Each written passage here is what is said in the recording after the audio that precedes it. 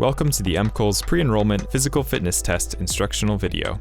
This test is an integrated component of the Physical Fitness Training and Recruit Training program. It is intended to identify the fitness level of the law enforcement recruit and is composed of 4 events to be administered in the order shown. Test 1, vertical jump, assesses lower body strength. Test 2, sit-ups, assesses core body strength. Test 3, push-ups, assesses upper body strength. And Test 4, 1/2 mile shuttle run, assesses cardiorespiratory fitness. You must pass each of the 4 events to successfully pass the MCOLES Pre-Enrollment Physical Fitness Test. In order to participate in the test, you must bring a current physician's health screening form, a valid operator's license or other government-issued photo identification, and payment. You'll be provided a pre-enrollment informed consent statement form, which will be completed on-site.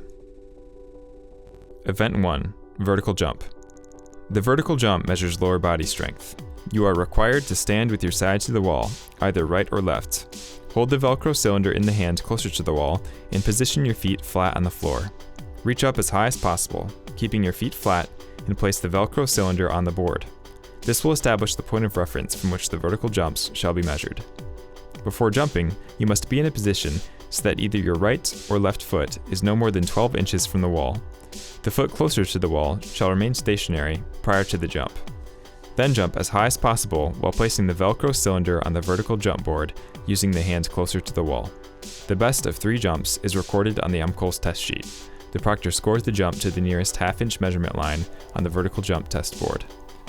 In the event the board does not record a completed jump, you will be permitted another jump. Event 2, sit-ups. The sit-ups event measures your core body strength.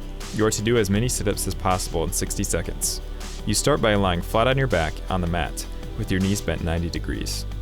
Your feet must be flat on the floor with your hands overlapped behind your head, without interlocking your fingers. 1 complete sit-up occurs when you raise your shoulders from the mat. Make sure you keep your lower torso on the mat. A rocking motion with your hips that lifts your lower torso off the mat will not count. You must keep your hands overlapped behind your head. Touch your elbows to your knees, left elbow to left knee and right elbow to right knee. Return to the down position, touching your shoulder blades on the mat. You may rest on your back between sit-ups. Only sit-ups performed as described shall be counted. If you fail to perform the first few sit-ups correctly, you will be told to stop. After remedial instructions, you will be told to start again. When you are in position, tell the proctor you are set, and you will be started with "Ready, go." The proctor will give you a verbal command to stop at 60 seconds. Event 3, push-ups. The push-ups event measures your upper body strength. You are to do as many push-ups as possible in 60 seconds.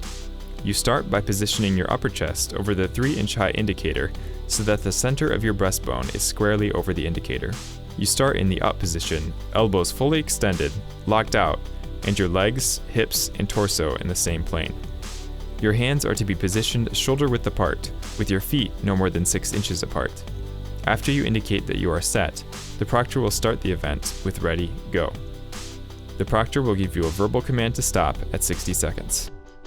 1 complete push-up occurs when you start in the up position with your elbows locked, move downward, keeping your legs, hips, and torso in the same plane. Sound the 3-inch high indicator with your breastbone, and return to the up-locked position, keeping your legs, hips, and torso in the same plane. If you rest on the floor, the event will be over. If your legs or upper body touch the floor, you will be given 1 warning. If it occurs the second time, the event will be over. If you do not extend your elbows to the fully locked out position, the push-up will not count. If you fail to sound the indicator, the push-up will not count. If you fail to keep your legs, hips, and torso in the same plane while performing the push-up will not count. If only your torso moves during the push-up will not count. Only push-ups done properly will be counted. If you fail to perform the first few push-ups correctly, you'll be told to stop. After remedial instructions, you'll be told to start again. You may rest in the up position and flex your back. However, prior to resuming your push-ups, you must first fully establish the up position. When you indicate that you are set, the proctor will start with "Ready, go." The proctor will give the verbal command to stop at 60 seconds. Event 4, 1/2 mile shuttle run. The 1/2 mile shuttle run measures your cardiorespiratory fitness. This is a timed event that requires you to complete 15 round trips between 2 pylons that are placed 88 feet apart. 1 round trip occurs when you have run from the starting pylon to the far pylon, around it and back, crossing the plane of the starting pylon. This is 1 round trip. You will be told when you have completed 5, 10, and 13 round trips. The event is timed from the command go and continues until you have crossed the plane of the near pylon on the completion of your 15th round trip. When you are in position, tell the proctor that you are set. The proctor will start the event with ready, go. Official scoring of the test to determine whether a candidate passes or fails is the sole responsibility of the test site administrator.